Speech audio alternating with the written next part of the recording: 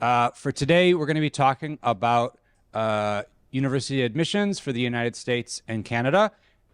The goal of the session is to have things be pretty casual. So like if you need to get up and leave because you have other commitments, that's fine. Don't be shy. Similarly, if you want to get up and grab a cup of coffee or water or tea, just help yourself. The goal for today's session is to sort of try to make it through some pretty standard content, both on the US and Canada. And hopefully I can get through that in around 30 minutes. And then after that, we'll have some questions that will be initially focused on Canada and the United States. And then if there's any time after that, we can field questions sort of more broadly that people might have. Just to get things started, we know that people are interested in this. We're trying to do a little bit better job sort of to promote what's happening, to just raise awareness about what's happening with admissions.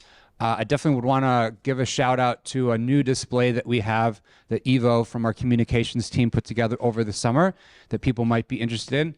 As you come out the G&A space directly to your right, you'll see a huge poster, and it's a world map. And that will talk a little bit about the distributions of university admissions we had for class of 23 and class of 24. It has a comprehensive list of everywhere where we got admissions. And then something that some of you might be particularly interested in is that it also has information about what program was used for acceptance. So you'll see that some students got accepted with the IB diploma, some students got accepted with the IBCP, some students got accepted with international diploma, and some students got accepted with the extended engineering credential as well. It's very early in the application cycle for the US and Canada, but as we have some stuff coming in already, and I think parents tend to be quite interested in this, we just thought we'd share. So we've got University of Alberta, University of British Columbia, University of Calgary, McMaster University, University of Toronto, and University of Victoria to date. The students for the Canadian universities, they will self-report stuff and we'll follow up with them through Unifrog. So this probably is not comprehensive. I assume we probably already have a admission for Western University, and I just don't have it up here. Another university that will for sure get acceptance at would be McGill, probably Waterloo, probably Queens. We just don't have that in our data yet. As far as the United States, most of these are admissions that we've gained through some special processes called early action and early decision. Typically, US university decisions don't come out until more like March or April for our regular decision applications. So it's quite early in the season. There's a handful of these that are non-EDEA decisions. So we've got University of Alabama, Baylor University, Boston College, Case Western Reserve, Central Washington, Columbia University, University of Connecticut, Grinnell College, University of Massachusetts Amherst, Parsons at the New School, Northeastern University, University of Pittsburgh, Princeton University, Purdue University, University of Southern California, St. Olaf College, and Syracuse University. So we're very happy. We think this is a good start to the admission cycle, but probably, I don't know, we have something like 80% of our admissions decisions still pending. For those of you who are interested, we will share this video through our YouTube channel, and everyone who's registered, I'll send it to you. In the YouTube link, there's always the slides that will be embedded as a PDF on the YouTube link itself.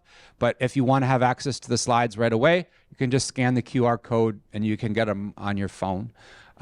So you can have them when you walk away. So I'll give people about 30 seconds to do that, and then I'll get on with the presentation.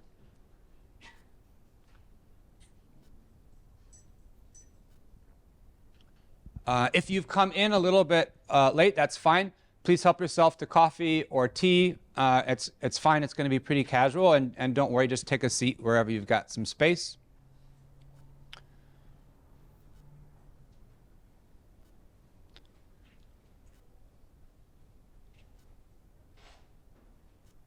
Okay, I think I'm going to get started with that.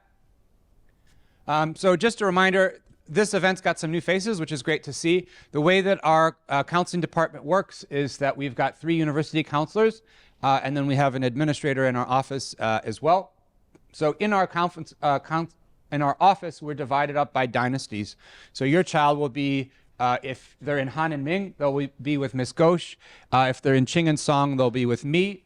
And if they're in Tang and Yuan, they'll be with Miss Chung. So our email addresses are just our first name and our last name with @wis.edu.hk. You'll see this in the presentation. So if you've got questions about things and you want to follow up with your counselor, you can do that. Your child can also make appointments to see the counselor as well.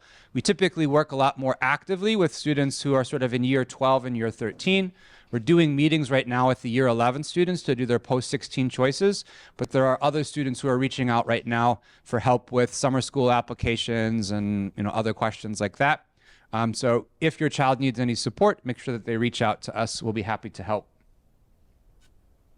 So I'm just going to kind of go back and forth between US and Canada, because I know that some of you maybe are only interested in one. So hopefully that will make it a little bit less boring. For the United States, I think some of the things that we think about would be, compared to some other countries, we have a 4-year system typically. That's not true for all students. That might be something to take a look at. Occasionally, if you're at a particularly big university, sometimes students have a hard time getting in classes, and so you might want to look at how long it takes the average student to graduate. Sometimes it does take students 5 years to graduate because they can't get into courses they need. That has some associated expenses with it, so that's probably a good thing to keep an eye on. The alternative of that is also true, that in the United States, they would see IB certificates or the IB diploma as an advanced level of study. And so a lot of times students who will come in with IB certificates will get advanced academic standing. So that may mean that they would be able to skip first level courses. So if they're like a biochemistry major, they did HL/DP biology and they got a 5 or better, they may be able to skip Bio 1 and go directly into Bio 2. So that can give some students a little bit of flexibility with their timetable, and also in some cases have kids maybe graduate early. So there are some different things to look at with that. In the United States, we have a bunch of different types of institutions.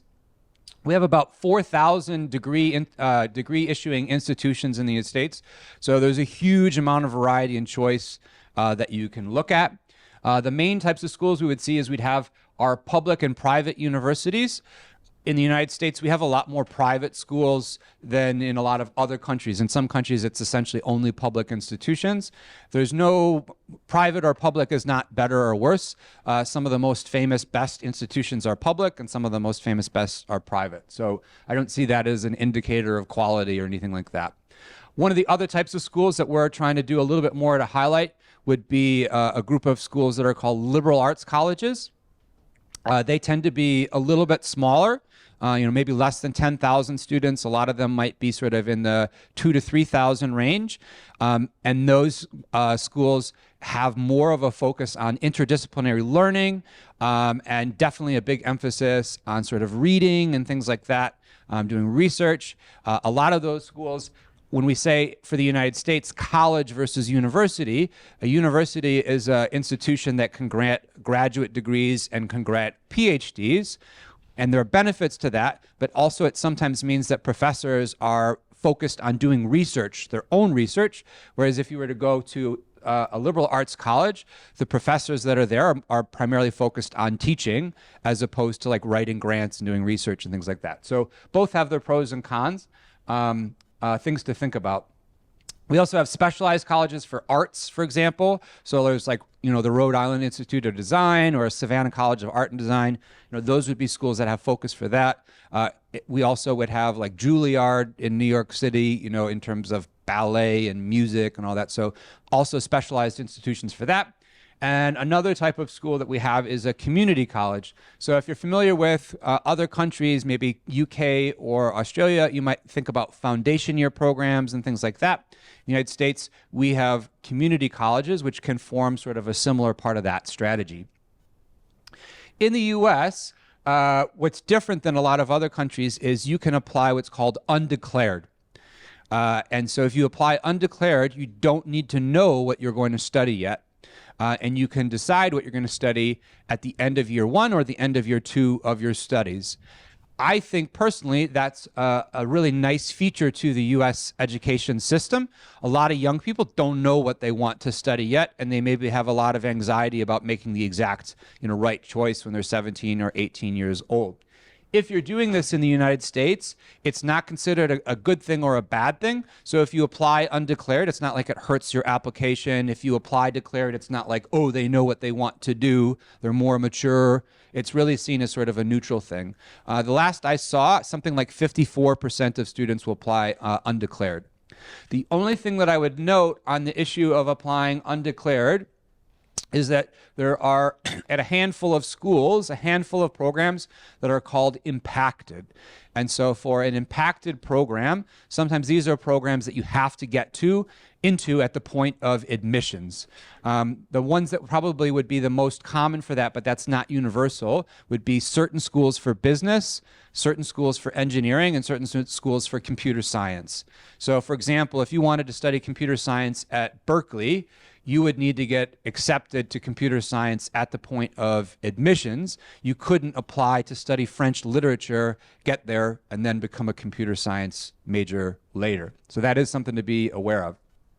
In the US, the way that the degree is structured is a bit different. So all of our, not all, but the vast majority of our universities come from sort of a liberal arts tradition. And so your degree is made up of a couple different components. There's a general education requirement.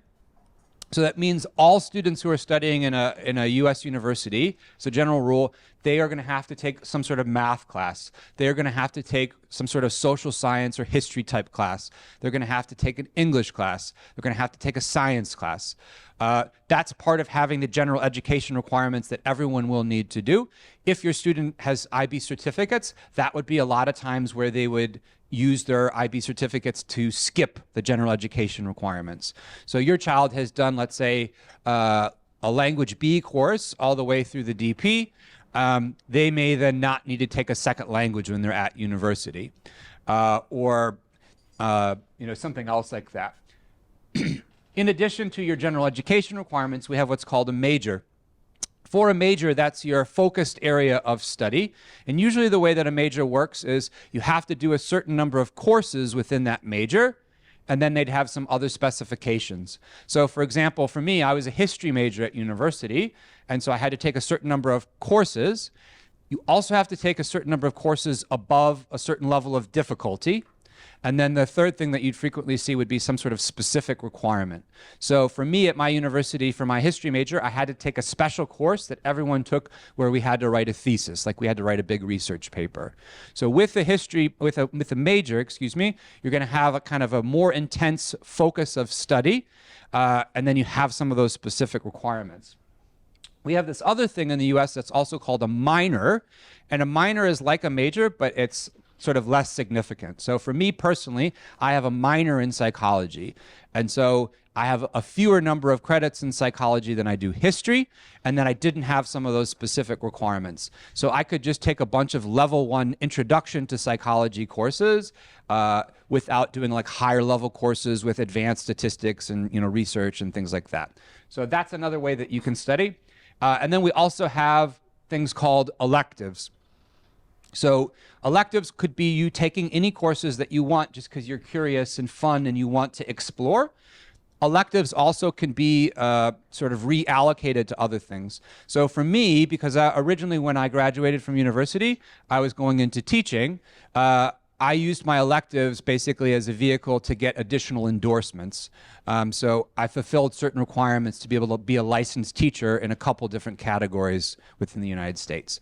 So you can do that, and you can put those electives in sort of categories you want to focus on, or you can do it to explore. I could have taken ballet, I could have taken art history classes, I could have taken whatever I wanted to as part of that university experience. We talked a little bit about this at the very beginning of the session. In the US, we've got some special rounds of applications that people might be interested in. One of them is called early decision. Early decision is typically due around October 31st, and what's special about early decision is it's binding. And so because it's binding, if you get accepted, it means basically you need to go to that university. The reason why you might do an early decision application is because in some cases that will increase your chances of getting accepted at the university. Universities will increase their yield, meaning that a higher percentage of the students that they accept will ultimately enroll in the school. And so that creates certain bureaucratic advantages. And also some of the ranking systems will look at statistics like yield to affect on what their ranking is, et cetera. So you can look at certain documents like the one that I have here linked in the presentation, and it'll show you what schools really put an emphasis on early decision. You'll see some schools, they might take 40% of their total acceptances through early decision. And you might see, for example, ED candidates get accepted at 23%, whereas standard applicants might get accepted at 7%. So as you're putting together your strategy, you may or may not want to use that as an approach. I think that it's best for people who have a dream school that they 100% they know they want to go to. The other thing would be that you're financially secure. You've looked at what the school is likely going to cost you, and you're very comfortable with those numbers, and you don't need to be in a position where you have to compare a bunch of different financial offers from other schools. This year, we probably had only about maybe 6 students who applied early decision, and we have 2 students who will be attending university through having used that early decision approach. Other one that we have is called early action. Early action is just an early application, similar deadline, typically around October 31st. You don't have a significant increase in your likelihood of being admitted, but the benefit is that you get your admissions decision earlier. So most of our early action results came out in December and January, and so a lot of those schools that I had listed were as a result of early action results. Some students like to do that just because they get that information a bit earlier, and they can make their decisions and other things like that, earlier. The main round for is regular decision, and so that would be the vast majority of our applications. Those applications are typically due at the end of December, but in the United States, you need to be quite careful because it's a decentralized system, and so different universities will have different deadlines. In the UK, there's basically 2 deadlines that apply for all schools, whereas in the United States, there's literally hundreds of deadlines. Different schools have different deadlines, so that takes some managing. In the United States, we definitely talk about the idea of finding fit. Fit means the idea that that university is a good match for your priorities, your goals, your values. There's a huge amount of variety in institutions in the United States. We have universities and we have colleges that would be less than 500 students for the whole entire college. We've got schools with their graduate and PhD programs that are over 100,000 students. We've got schools that are extremely politically liberal. We've got schools that are extremely religious and socially conservative.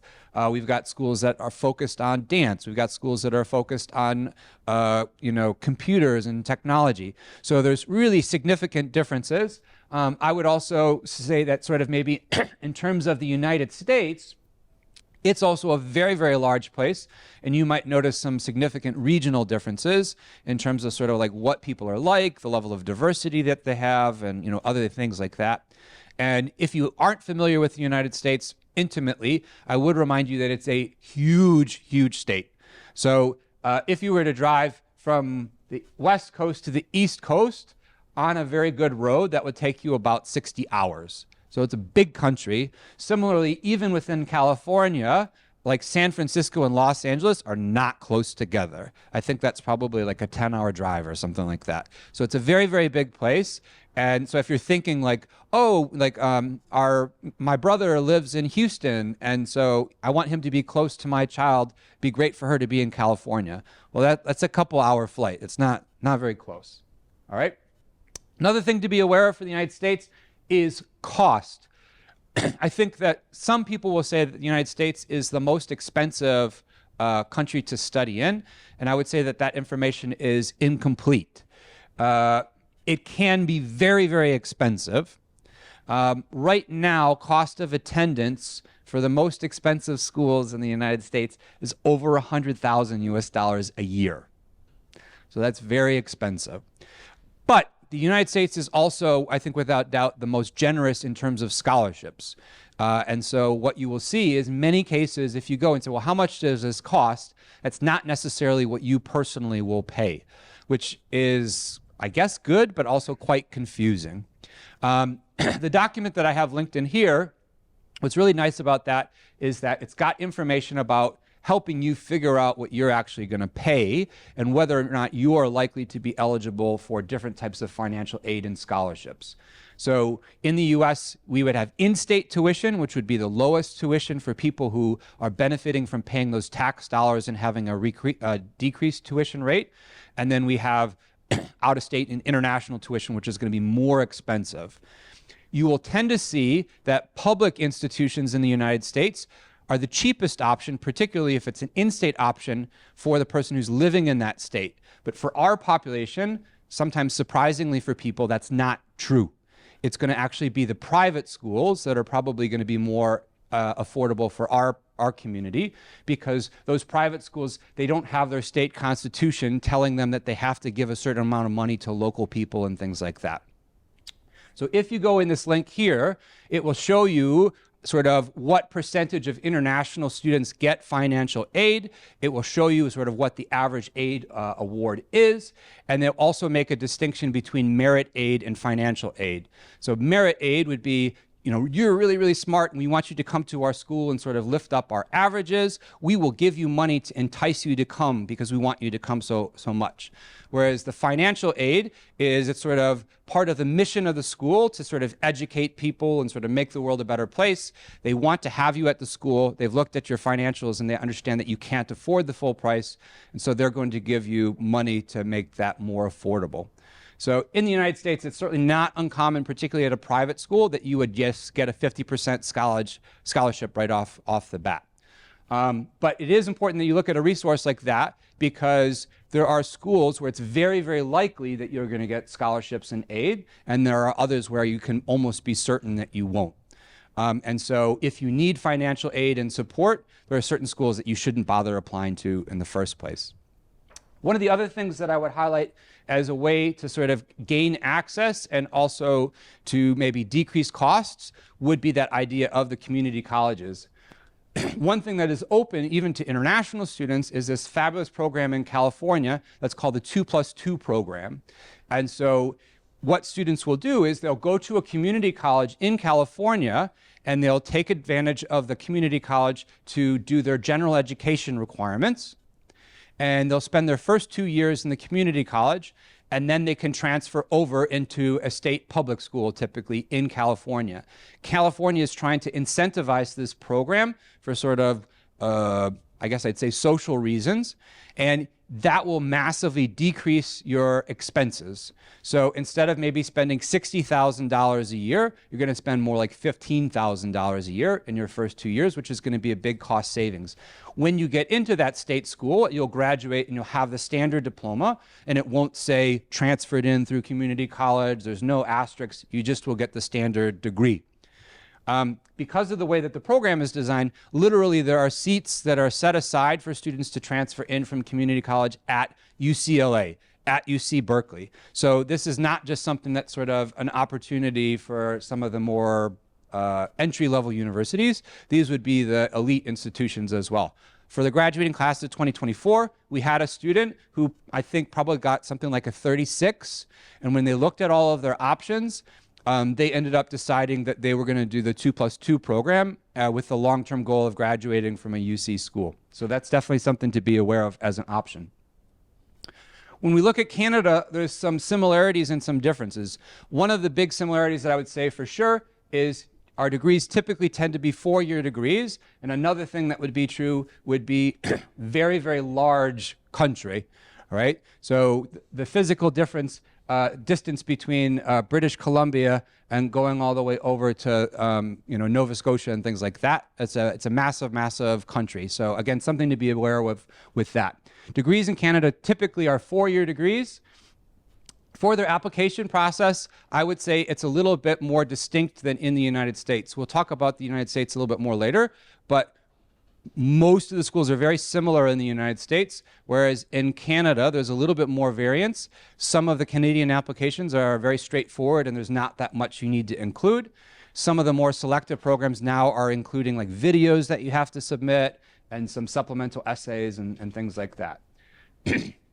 Canada also has some alternative pathways, including the community colleges. So you have these ways of sort of transferring, particularly for international students. So for example, there's the Simon Fraser International College that's associated with Simon Fraser University in Canada, and they've got very smooth sort of transition programs for students to end up at Simon Fraser through there. In terms of the structure of the degree, it's kind of a hybrid in terms of the UK and the United States. So it's not quite as sort of direct and modular as you might see in the UK in terms of getting on a specific course, but it's a little bit more defined and sort of prescribed than what you see with sort of kind of the more extreme level of flexibility and choice that you get with the US credential. So we talked about size already. Costs vary. I definitely think in Canada, one of the things that impacts cost is going to be your location. So some of our big cities in Canada are expensive places to live in terms of real estate and other things like that.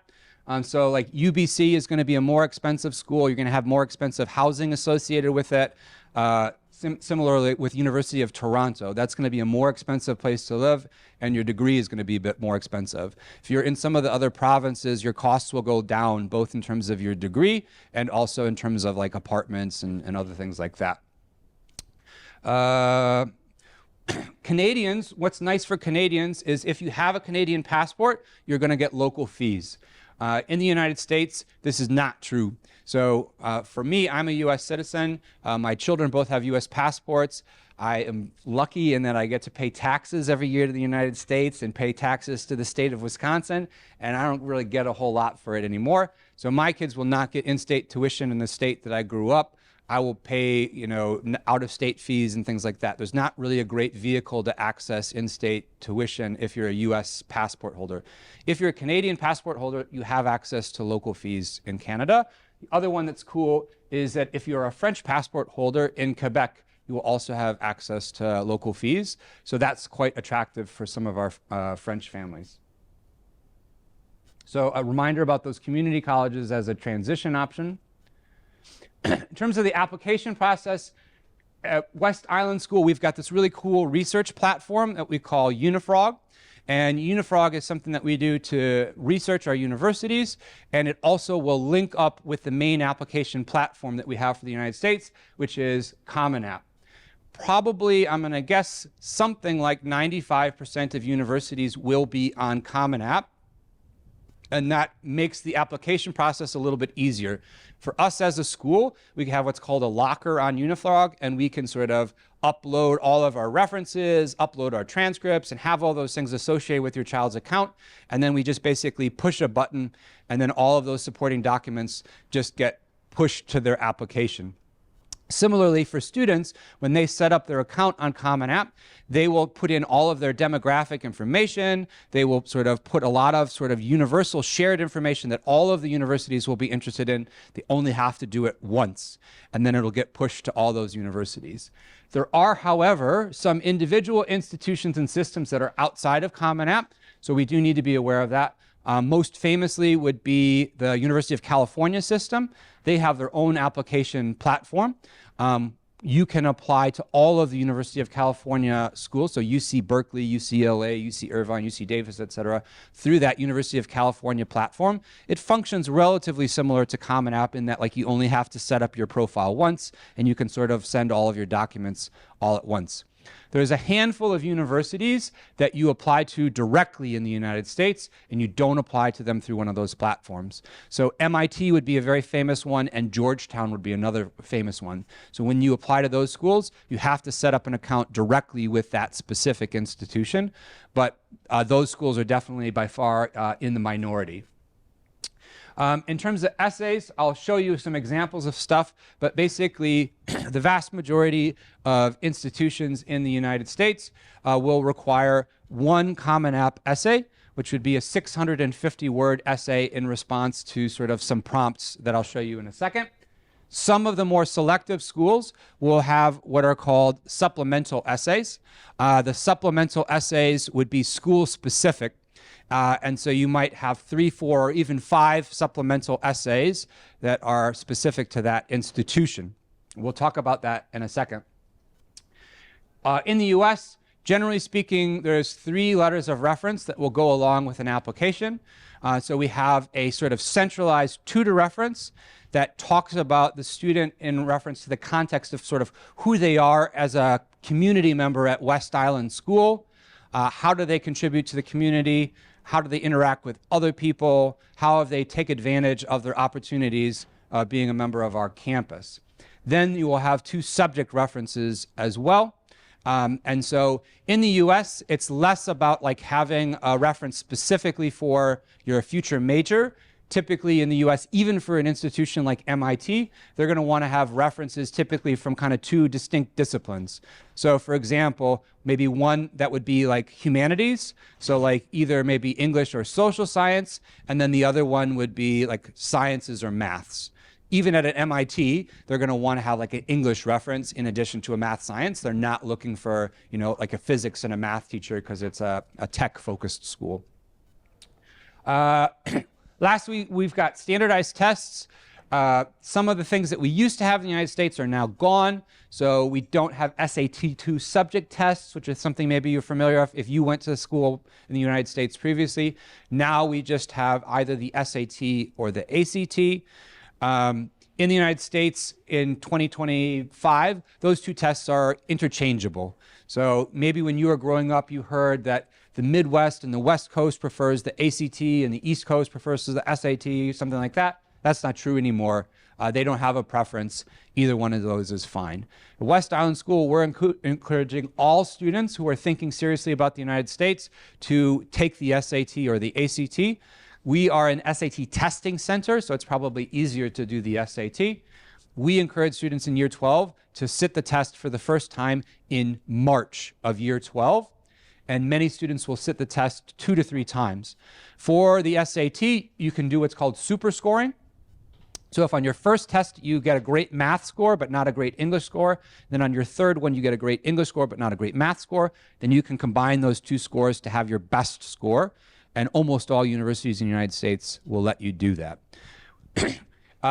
If you look at the media, people tend to be in a bit of frenzy about standardized testing in the United States and say, oh, you have to do it, you have to do it, you have to do it. And it's changing and it's coming back. That's not exactly true.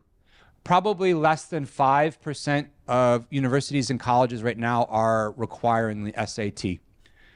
So the reason why we encourage students to do it isn't because it's required, but because it can be very helpful. So some of your institutions may require it. The public schools in Florida, the public schools in Texas are more likely to require it. And then some of the schools, if you heard of Purdue really likes it, MIT is going to require it, Georgetown's going to require it, Dartmouth's going to require it. A lot of sort of the more selective schools are requiring it now.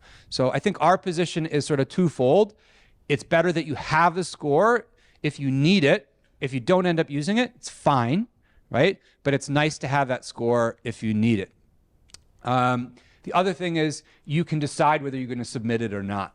And you can decide that on an institution by institution basis. So you may decide to submit it to one of your schools and then not submit it to another one of your schools.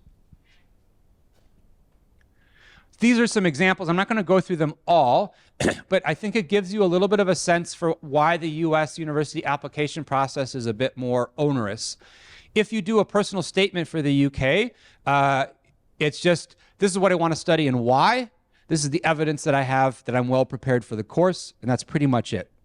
Whereas for the US, questions are like, some students have a background, identity, interest, or talent that is so meaningful they believe their application would be incomplete without it. If this sounds like you, please share your story. This is not an essay that you can do a great job on in an hour. This is something where you need to do a lot of reflection and thinking and sort of soul searching and things like that. This will also then be supplemented with what are called supplemental essays. And again, they're the same type of question, sort of getting to know about your personal character, getting to know about you as a student, as a community member. one of the common supplemental questions will be what is called a why us essay. So why do you want to study at University of Michigan? Why do you want to study at University of Pennsylvania? And these questions are deceitfully, I think, you think, oh, that's a really easy thing to do, but you have to do it in maybe 250 words, and you really need to show a deep level of research and understanding about who that institution is, what their values are, what their resources are, and sort of how those things align.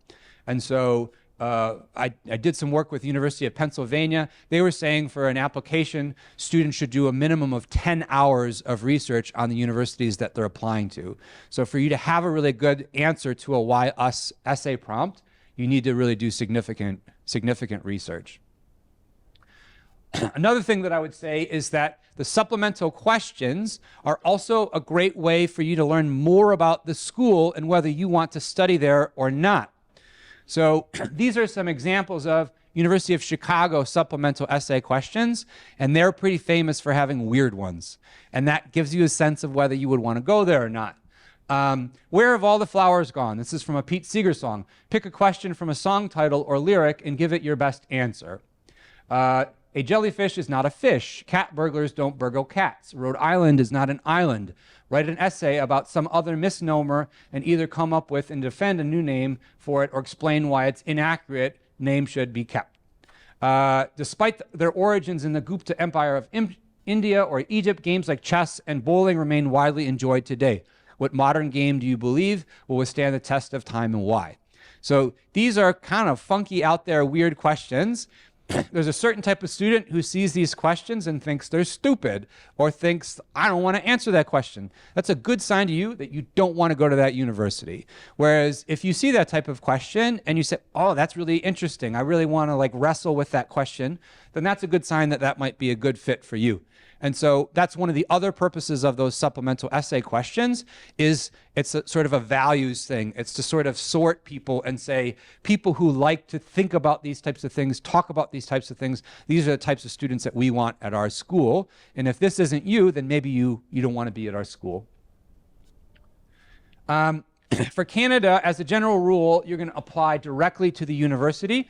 So you would apply to Canadian universities like you would to MIT or Georgetown. You would go to their university website. There's a section where it says apply. You set up an account specifically with that university and you apply directly through them. There's one exception for that, which is Ontario. And if you're applying in Ontario, you need to set up an account with OAC and then also apply directly to the university. There's some resources in here in terms of British Columbia. And then, like we said, sometimes we've got something called a statement of purpose. Sometimes we've got something called a personal profile. For Canadian universities, frequently they will want a transcript. So US and Canada will want to see typically your grades going back to year 10, which is different than what you'd see in the UK, for example.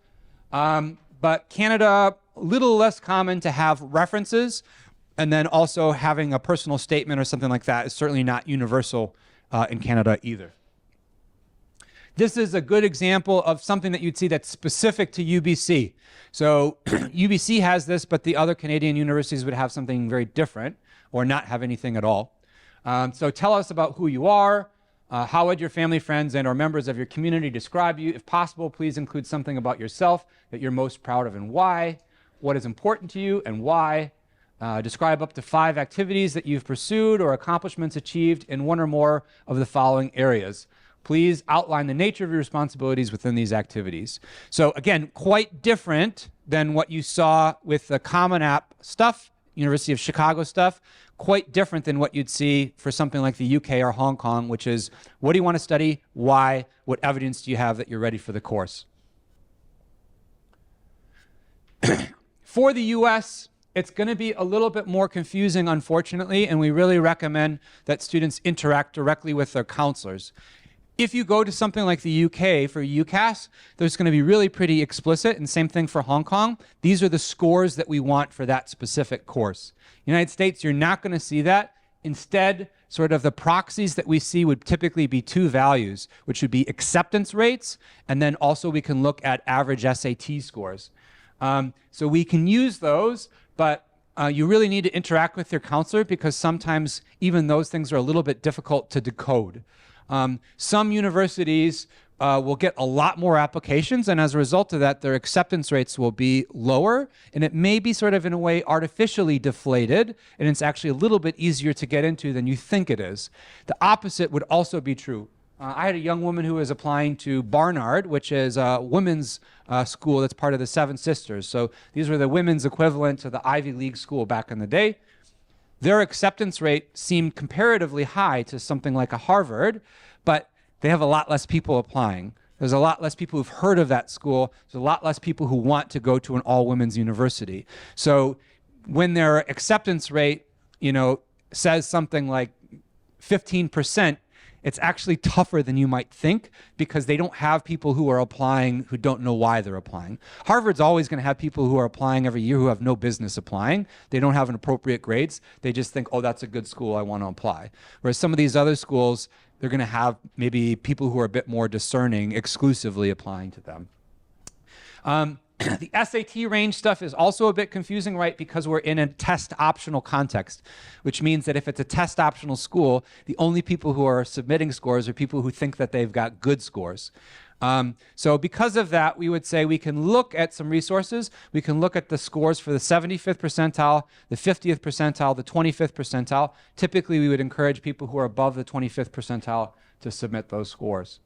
We want to look at availability of aid. Some schools are schools that are schools that are called meet full need schools. They will look at what you can afford, and then they will give you tuition based upon what they think is affordable to your family, which in some cases can be very, very, very, very generous. Other schools don't have that type of aid. So we need to do some research into that.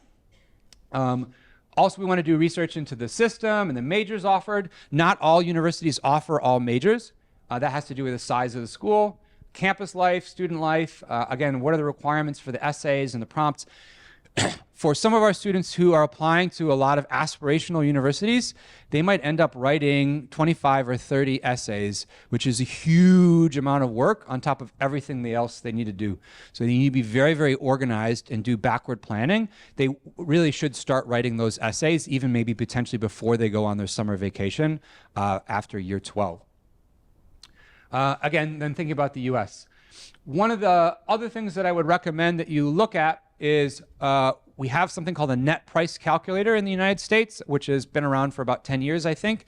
If you Google the name of the university and then you include the term net price calculator, it will take you through sort of like a, a survey, and you will put in some information about are you a US citizen and other financial information. It will give you an estimate about what you personally will pay for that school. So that's a nice thing to do to sort of tune in. Be careful, these are not binding, so it's not like it's a factual statement, it's more of sort of just guidelines, right? The other thing I'd say with that too is if you can fill out the net price calculator in like 2 or 3 minutes, it's going to be less accurate than if it asks you a bunch of more detailed questions. Another thing that's super important that we've been trying to do a better job of raising the profile on is all students who study in the United States are hypothetically eligible for financial aid, including international students, which is unique to the United States. So there's 2 documents that people should be thinking about. One is called FAFSA, the Free Application for Financial and Student Aid, I think it is. If you are a US passport holder, you should complete the FAFSA. A lot of schools will not give you any money unless you've completed the FAFSA. The FAFSA will do 2 things. It will allow you to get access to financial aid in terms of scholarships and grants and things like that. Grants would be money that you don't have to give back.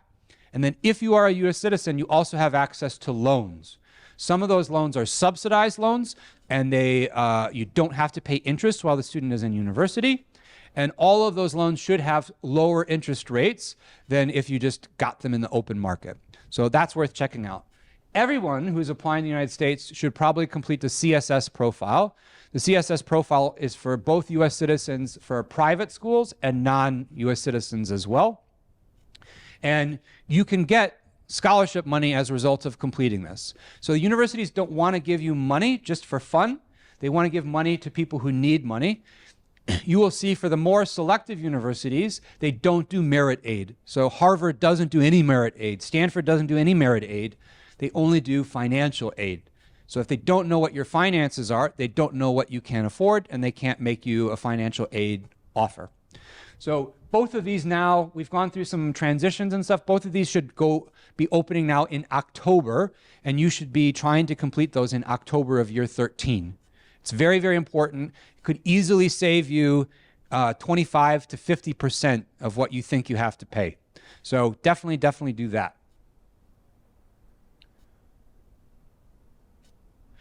These are my favorite resources. This book here is the one that I have floating around the room. What I really love about the Fisk Guide is there's like a 2.5-page explanation of most of the universities that our kids would be interested in. And it sort of helps you understand what that school is like. Who goes there? What's the campus like? What are they known for? How does that campus feel different than other places? And it's a great way to sort of distinguish between maybe some schools that at face value seem pretty similar. The other thing that's really great with the Fisk Guide is it has something called overlaps. So maybe you say, I'm interested in engineering and computer science. I've heard a lot of good things about Purdue. You go and you read about Purdue and you go and look at overlaps. And then it'll give you like a list of 6 to 8 universities that students who apply to Purdue frequently apply to also. So they might be similar geographically, or they might be similar in terms of area of focus. They typically have schools on maybe both sides of the selectivity index. So it might say MIT, which would be a harder school to get into than Purdue, but it might say Michigan Tech, which would be an easier school to get into than Purdue. So I think that one's great. IPEDS is super nerdy. That's like really sort of very specific governmental statistic stuff. But if you explore in IPEDS or you do another one you call Common Data Set, then I think there's a lot of really specific statistical information about SAT scores, about what they value in the application. Like there's a chart and it says, is it important? Is it very important? Is it somewhat important? Is it not considered in terms of test scores, demonstrated interest, religious background, other things like that. So that's definitely worth checking out. I'm not going to get political, but I will say that right now in the United States, things are a little bit complicated in terms of some of the political things that are happening. Campus Pride is not as developed as I would like ideally because it's kind of being built organically. But if you or your family has concerns about LGBTQ plus issues and you have a concern about being on a campus where a specific student is going to feel more welcome, that is a website that gives resources and sort of reviews about sort of schools that are most welcoming and have the best programs for those populations. They also have like a name and shame list where it's like you might want to stay away from these schools. Your child probably won't be comfortable there. So something to be aware of for that. Other one that some people are aware of would be rankings. I think we as a school would always say take rankings with a grain of salt. If you're not very aware of a particular country, it's a nice place to maybe start. But it's a very silly thing to do to go to a school because it's ranked 10th compared to another school that's ranked 15th. Both of those schools would be incredible schools. And the things that are showing up in the rankings to cause one to be 10 versus 15, it's very unlikely that you would care what it is. And when your child graduates 4 years later, it's very unlikely that they're going to have the same ranking anyways. 2 other ones that I really like is College Essay Guy. They have really good YouTube videos. They've got good podcasts. And they have all of these really incredible guides. So for College Essay Guide, if you go to the website, you can get support on like the essay prompts for a specific university and say, this is what they're actually asking. These are the types, it doesn't tell you what to answer because your answer is specific to you, but it sort of helps you with that. This is a really deep dive. I'm not sure I would completely encourage you to do it, but you can do it if you want. I did it for you. It's a 24-hour course, I think, from University of Pennsylvania, and they talk you through the process of applying to university as an international student. And then they also have admissions officers from a range of different schools sort of giving their perspective on stuff. So it's free, but like I said, it's a bit of a deep dive. For Canada, the number of universities that our kids is thinking about pretty limited. We think definitely Unifrog would be a pretty good place to start. That's that platform we talked about. A couple of things just to be aware of is, which specific to Canada, a lot of the courses for engineering are going to require chemistry, which is not necessarily true in all other markets. Another thing would be a lot of the brand name universities in Canada are not accepting the Math AI course at SL, so be careful about that. In Canada, again, you're going to want to think about the size of the city, the size of the university, and location, because there can be some big differences there. For the United States, we talk about something called holistic review. And so there's very different admissions processes depending upon how selective the school is. So if it's a less selective university, the admissions process is going to be very algorithmic. They're basically going to just look at your GPA, and they're going to look at sort of like, do you have test scores? And they will algorithmically sort of say, yes, the value is high enough, and they'll just accept you. They probably won't spend a lot of time on your references. They probably won't spend a lot of time on your essays. Whereas at the top, I would say instead, scores and grades are kind of the minimum threshold, and then the essays really, really become important, and your activities, things like that, become really important. So students who have 1,500 plus on the SAT, who've got predicted 45 points, they actually are probably going to get rejected by more schools than most of our other students, because those students will apply to Stanford, those students will apply to Dartmouth, they'll apply to MIT, et cetera. And those types of scores are very, very standard and expected. If you look at something like MIT, I think the 50th percentile for maths is a perfect 800 on the SAT. So those super high, crazy scores are not particularly special for those most selective universities, and things like those essays become a lot more important. We talked about this already, and I want to move through so we can have some questions. For Canada, like we talked about, some of the universities now do have some essays and things like that. But we're going to say for Canada, it's definitely probably pretty quantitative still.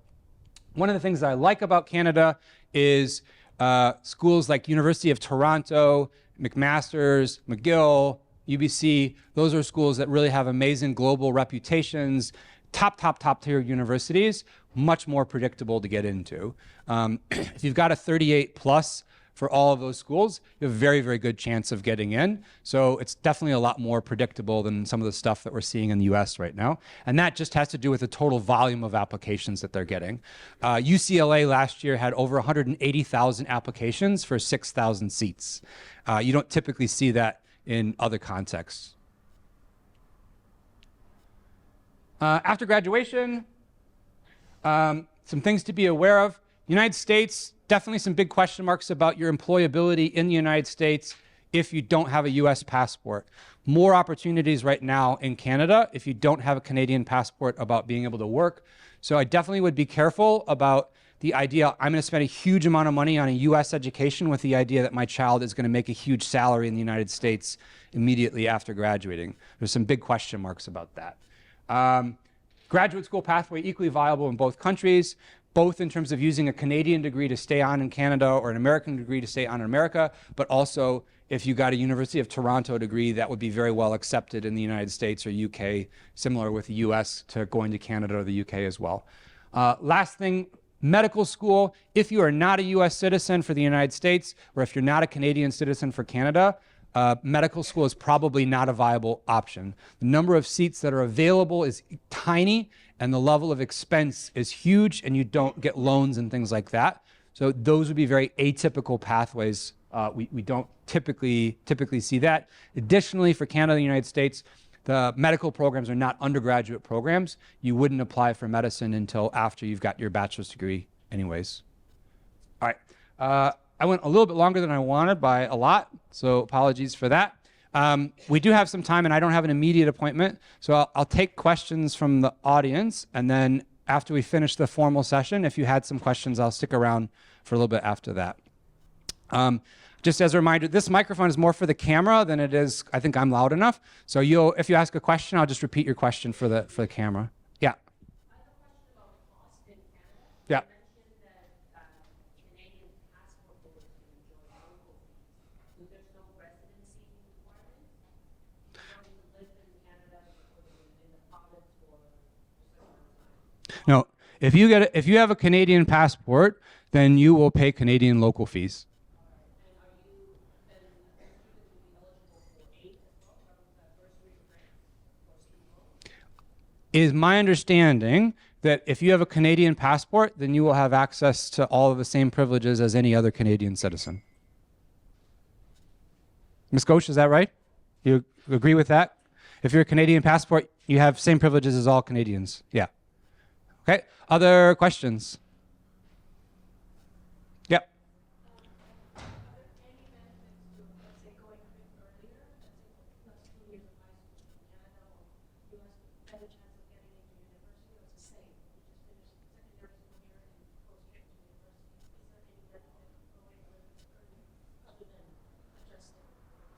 So if I'm understanding the question right, the idea would be like maybe your child is in like year 9 or year 10, and you want them to go to University of California, and you have them go live with your sister in Los Angeles in the years leading up to their university application. My understanding and belief would be no real benefit. Typically, in terms of the idea of establishing residency, that's going to take a couple years. The only thing that I can think of as a possible benefit would be the idea of specific public schools. So if you're a resident of California, it's easier for you to get into University of California system schools than non-residents. Same thing would be true for Texas and anywhere else for that matter. So it's easier for someone who's got a resident of Texas to get into University of Texas, Austin than it is for one of our kids. But what I would say is the quality of education that we have at West Island and sort of like the average IB scores and things like that we have are kind of really, really, really high. And if you were to try to get a similar type of private school education in the United States, I think it probably would cost you 2 to 3 times as much money. So it's complicated. There's definitely private schools for high schools, et cetera, that are charging $50,000 US plus a year, where they would have similar IB scores as us, for example. So not a obvious slam dunk, do it for sure kind of thing, but there are hypothetical reasons why you might think about it. Other questions? Yes, sir?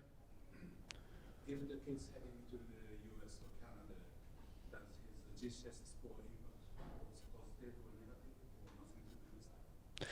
So the question is, if the student is heading to the United States or Canada, do GCSE scores have an impact on university admissions? And the answer is yes, sort of. So if you're applying to a school in the United States or Canada, they're going to want to see your transcript. So they will want to see what your grades are from year 10. They will want to see what your grades are for year 11. On the West Island transcript, the year 11 grades are your BTEC level 2 and your GCSE grades. Then they will look at your year 12 grades, and then they will look at your predicted grades.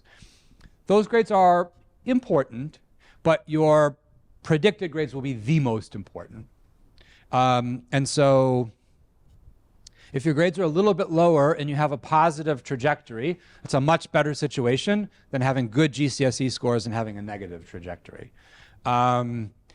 If you're applying to Harvard or Stanford or something like that, because of the volume of applications they get, I think it's entirely possible that even though you're predicted 45 points, if you have a bunch of 7s or something like that, that they're going to just put you in the no pile as sort of a mechanism to make their decision-making process more efficient.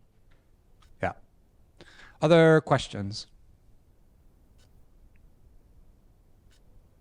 Yeah. Most of the schools take a look at your IB score and grades in the States. All right, so the US is really interesting on this, and we were at an event, and it was, I think it was Dartmouth and Duke and Vanderbilt when we were talking about this. If you have a connection to the United States, what you're used to will be different than what our context is as an international school. So when I went to school, I went to a public high school in the United States, and my high school had AP. AP is not the same as IB. For our purposes, we'll say it's similar. In the United States, they will look at your school-based grades, and then you can submit your AP grades if you want to. but they will look at your school-based grades. For international students, they don't do that. For international students, they require predicted grades. In the US, compared to other countries, we more have acceptance than offers. So if you are applying to Hong Kong and you want to do medicine here, you're probably going to get an offer for 43. And if you get a 41 on July 6th, you're not going to be going to medical school in September in Hong Kong. They will reject you. In the United States, you would get accepted and you wouldn't really get an offer. They will look at your final IB awarded grades, but there would have to be a pretty significant drop in your grades. And the more likely thing that would happen would be you'd be on probation, you'd have to have a meeting with a dean, maybe you don't get to be in the honors program that you initially qualified for, something like that. So our IB scores are important at the end of the day for our US students, but they're less sort of life or death.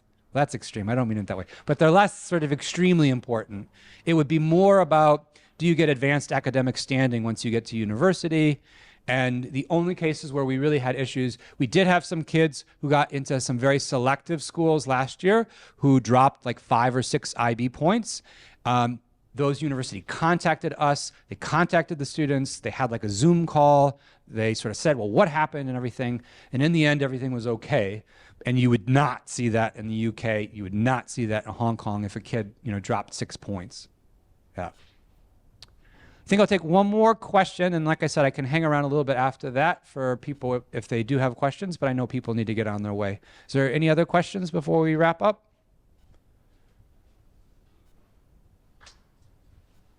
Okay, great. So I think we'll finish for today. I'll forward the slides to everybody, and then the video and everything will be up on YouTube usually like the next 48 hours. Okay, so thank you so much for coming.